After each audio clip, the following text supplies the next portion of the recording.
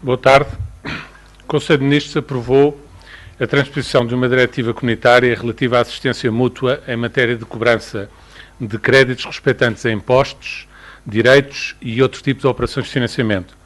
Com esta regulamentação, que revê e aperfeiçoa regras já existentes, o recurso à assistência e à cobrança ao nível europeu é estimulado, bem como é facilitada a sua utilização prática, a sua aplicação prática.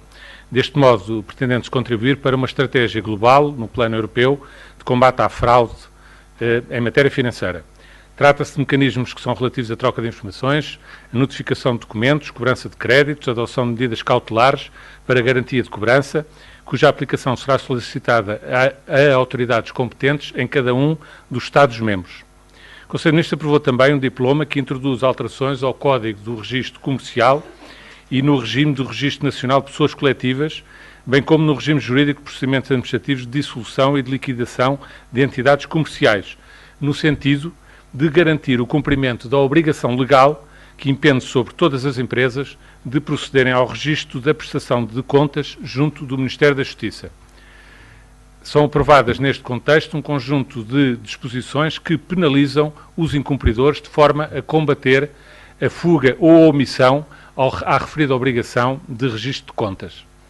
O Governo aprovou também um diploma que transpõe para o Catálogo Nacional de Variedades e Espécies Agrícolas e Espécies Hortícolas uma diretiva comunitária relativa a caracteres que, no mínimo, devem ser apreciados pelo exame e condições mínimas para o exame de determinadas variedades de espécies e plantas agrícolas. Foi também aprovado no Conselho de Ministros um diploma que define as competências, a estrutura e o funcionamento da Autoridade Aeronáutica de Segurança e Defesa Nacional. Esta Autoridade Aeronáutica de Defesa Nacional, a Autoridade Aeronáutica de Defesa Nacional é por inerência, ou será por inerência, o chefe de Estado-Maior da Força Aérea. O Governo aprovou o Regulamento Nacional de Interoperabilidade Digital, regulamento elaborado pela Agência de Modernização Administrativa, conforme estipulado por lei da Assembleia da República.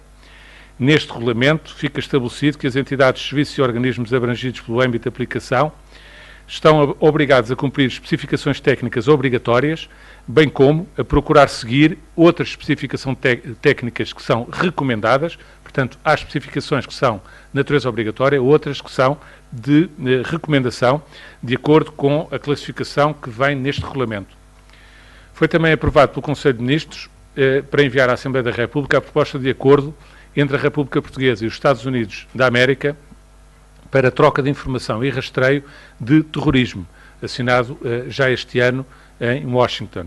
É um acordo que estabelece a cooperação em matéria de partilha e utilização de informação de rastreio do terrorismo, retirada de informação produzida pelos serviços de informações e pelas autoridades responsáveis pela aplicação da lei, apenas para efeitos de prevenção e combate ao terrorismo e às infrações relacionadas com o terrorismo.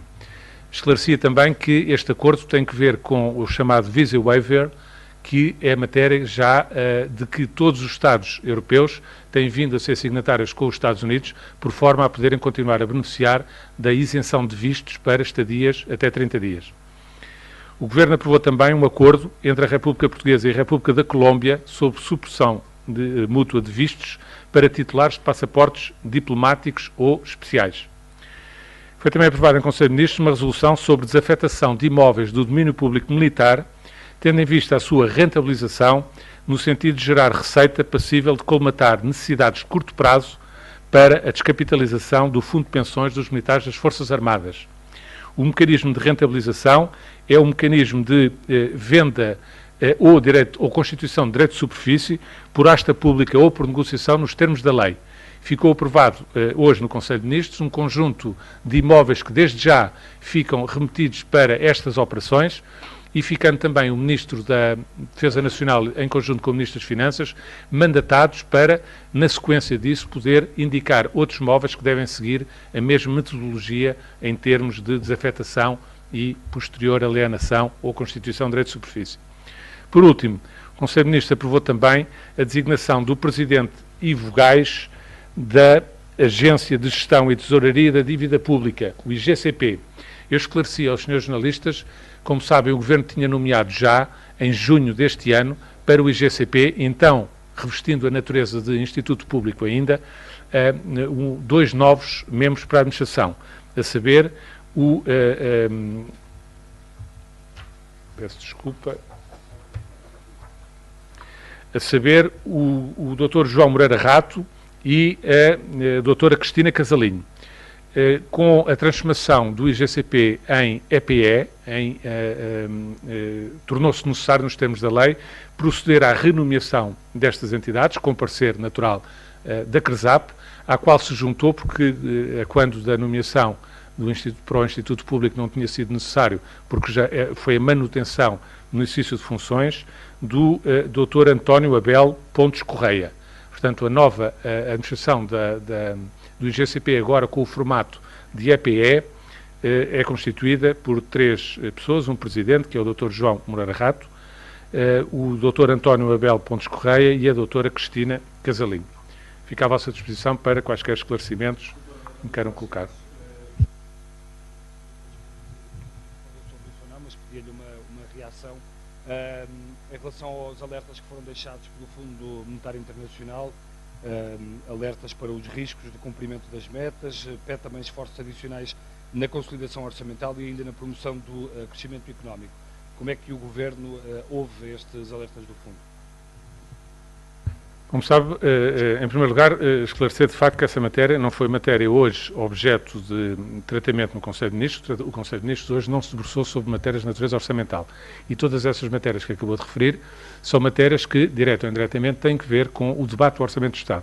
O debate do Orçamento de Estado inicia-se na próxima terça-feira na Assembleia da República. Penso, se não me falha a memória, que o agendamento está feito já para o primeiro debate ser terça e quarta-feira da semana que vem e, portanto, todas as matérias relacionadas, estas e outras relacionadas com políticas orçamentais e políticas de crescimento económico, serão seguramente objeto do debate parlamentar que agora se inicia na próxima semana e que irá decorrer nos termos regimentais da Assembleia da República, penso que ao longo de todo o mês, ou quase todo o mês, de novembro. E, portanto, seguramente que todas essas matérias e respostas a questões em torno destas matérias acabarão por ser tratadas na Assembleia da República.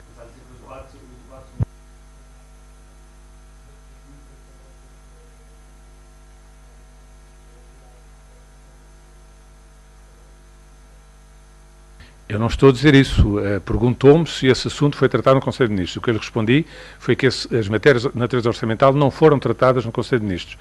Imagino, quero crer, que no debate na Assembleia da República, que é um debate plural, seguramente que todas as matérias, essas e outras inclusive, que as várias oposições e os deputados também da maioria queiram suscitar ao longo do debate orçamental no Parlamento, que é um debate, como sabe, extraordinariamente profundo e abrangente, serão, porventura, se for esse o interesse dos senhores deputados, colocados e tratados ao longo do debate na Assembleia da República. Eu não posso antecipar aquilo que os senhores deputados na Assembleia da República irão colocar ao Governo, mas penso que não será deitar-me a adivinhar com muita ambição se acreditar que todas as matérias desse tipo não deixarão de vir ao de cima no debate na Assembleia da República. Não é, essa é a sua assunção, não é a minha. Eu limito-me a constatar que as matérias do debate orçamental, o debate orçamental arranca na próxima terça-feira na Assembleia da República e vai seguramente ser um debate esclarecedor e um debate em profundidade sobre todas as matérias em torno das questões orçamentais e do crescimento da economia.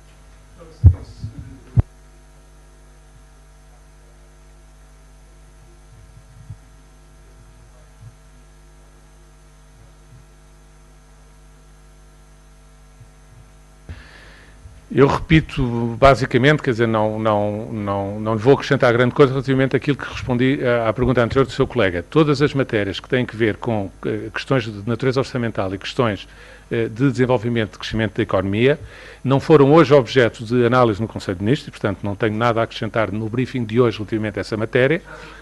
Estou apenas a remeter, como disse ao seu colega, imagino eu que todas as matérias que me possam colocar, já aqui colocaram duas de modo diferente, mas sobre a mesma matéria, que são matérias que têm que ver com estratégias orçamentais e estratégias de desenvolvimento económico. Eu penso que essas matérias serão seguramente abordadas no debate, na sua sede própria, que é o debate do Orçamento na Assembleia da República. E, portanto, a minha resposta é só essa.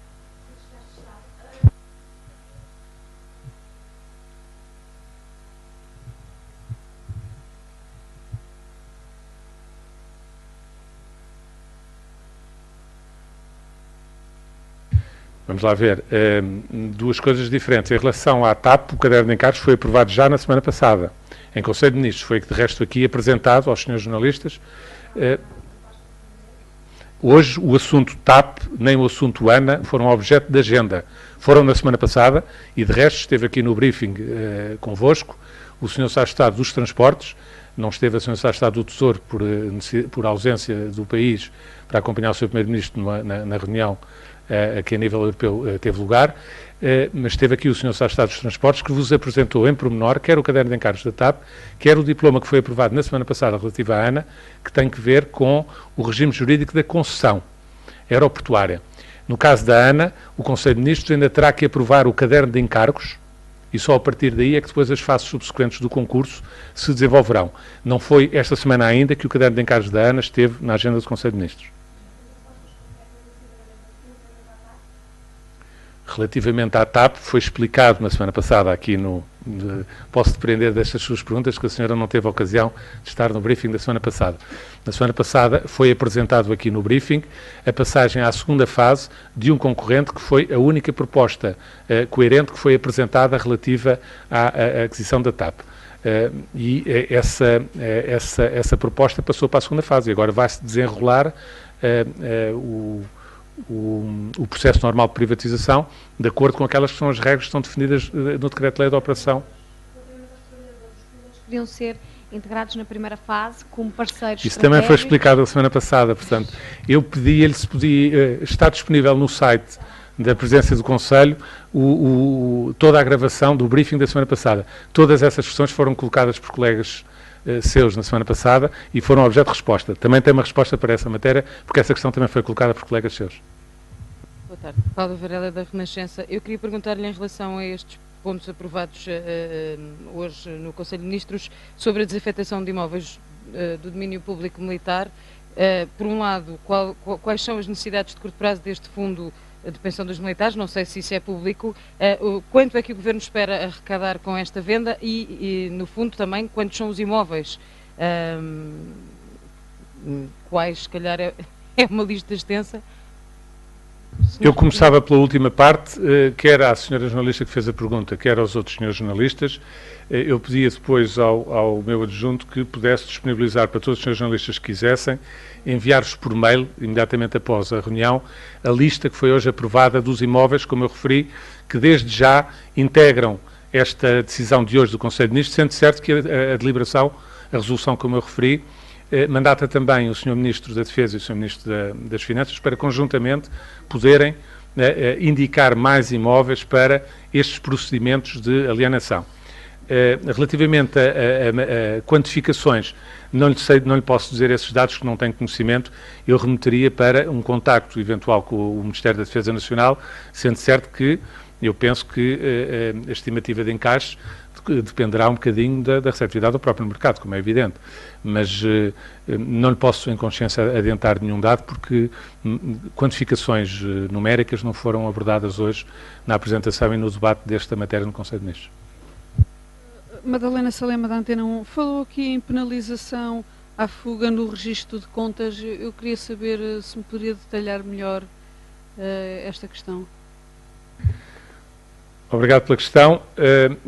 A alteração que o Governo se propõe fazer neste Código, a penalização tem que ver, em primeiro lugar, com a inibição, ou, digamos, a proibição, no caso de incumprimento deste registro obrigatório das contas, para atos subsequentes de registro que as empresas, as entidades comerciais têm necessidade de fazer.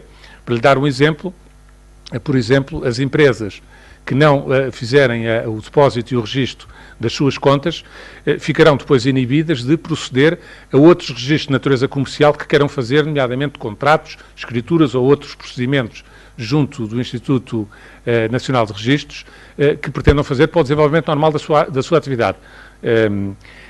Também é criada uma penalização, que é uma penalização que já existe atualmente na legislação, mas para a qual o incumprimento da obrigação de registro das contas passa também a contar, a ser um pressuposto possível por lei, que é a dissolução administrativa da própria sociedade.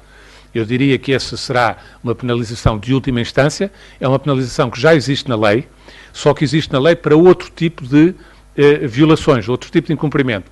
Na alteração hoje aprovada no Conselho de Ministros, também, em última instância, o não registro, a omissão reiterada de registro ao fim de 2 anos, passa por lei a poder também ser causa para dissolução compulsiva, dissolução administrativa compulsiva da própria sociedade. Portanto, os mecanismos aprovados, as alterações aprovadas hoje no Código, são todas no sentido de desincentivar de uma forma clara e o mais eficaz possível as omissões de registro das contas que atualmente acontecem relativamente a algumas sociedades comerciais e que naturalmente prejudicam quer a natural transparência do tráfico e do comércio jurídico, como penalizam de uma forma desequilibrada aquelas entidades que, por serem cumpridoras, ficam em desvantagem numa perspectiva concorrencial relativamente àquelas que não o fazem.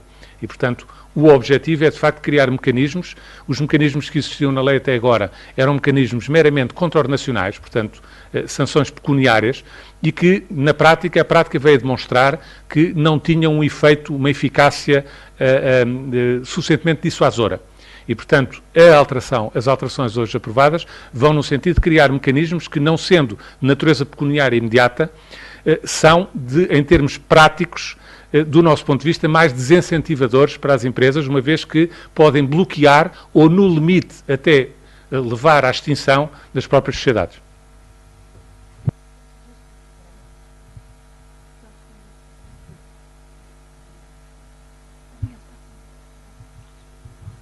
Olá, boa tarde, Henrique Simões de Almeida, da Bloomberg News. Eu sei que a ANA não foi discutida hoje, mas gostava de saber se pode confirmar que, de facto, ontem foi o último dia para a apresentação de propostas não vinculativas para a ANA. Se nos pode dar uma ideia das propostas que, eventualmente, o Governo terá recebido e uma estimativa da data para a aprovação do caderno de encargos da ANA. Obrigado. Olha, obrigado pelas suas questões. Com toda a franqueza, não lhe consigo responder em consciência, de uma forma assertiva, a qualquer das questões que me colocou. Porque, de facto, o assunto ANA não foi hoje abordado no Conselho de Ministros. E, portanto, correndo o risco de memória poder falhar, não consigo confirmar se o prazo termina hoje ou termina amanhã relativamente às propostas não vinculativas, porque, como sabe, esses prazos são prazos que não foram definidos pelo Conselho de Ministros, foram definidos por despacho do Ministro das Finanças. Portanto, o Conselho de Ministros, como eu já expliquei aqui várias vezes, só toma contacto com as operações de privatização na fase inicial, quando aprova a operação em si, o decreto-lei da operação, que delega uma série de atos acessórios, como é, por exemplo, esses prazos intermédios no Ministro das Finanças e na Secretaria de Estado do Tesouro e das Finanças, e depois o Conselho de Ministros intervém na fase de aprovação do caderno de encargos e depois na fase final, normalmente, de apreciação das propostas que venham já completamente instruídas e informadas com os pareceres para uma decisão final. E, portanto, quer a questão das propostas vinculativas, quer as outras questões que colocou, uma nota só relativamente a sua última questão foi a estimativa relativamente à aprovação do caderno de encargos. Como eu já aqui referi, foi reiterado na semana passada aqui no briefing, o objetivo do Governo é conseguir acelerar o mais possível estas operações de privatização. E, portanto, a minha expectativa é que o caderno de encargos relativo à ANA não demore muito a vir a Conselho, mas não me posso comprometer com uma data porque não houve ainda nenhuma indicação expressa do Sr. Ministro das Finanças nem do Sr. Ministro da Economia, que é a tutela do setor, relativamente a um timing definitivo para uma solicitação do agendamento para Conselho de Ministros. A única coisa que eu lhe posso confirmar é que hoje não esteve em Conselho de Ministros. Boa tarde, Isabel Coutinho, do Jornal Público. Eu queria saber se foi discutido alguma coisa relativamente à Secretaria de Estado da Cultura e quando é que poderemos ter notícias, o que é que se vai passar agora, visto que o Francisco José Viegas sairá no final do mês. Obrigado. Como sabe, as matérias que dizem respeito à composição e orgânica do Governo são da exclusiva competência do Sr. Primeiro-Ministro, não são competência do Conselho de Ministros. E presumo eu que o Sr. Primeiro-Ministro, quando tiver uma decisão sobre a matéria, falará em primeiro lugar com o Sr. Presidente da República, como é constitucionalmente exigível, e só depois dará notícia pública de qualquer decisão sobre esta matéria.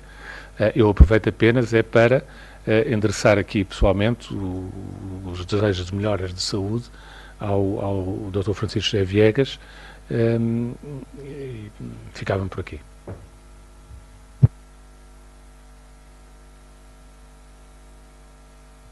Se não há mais nenhuma questão, agradeço a vossa presença.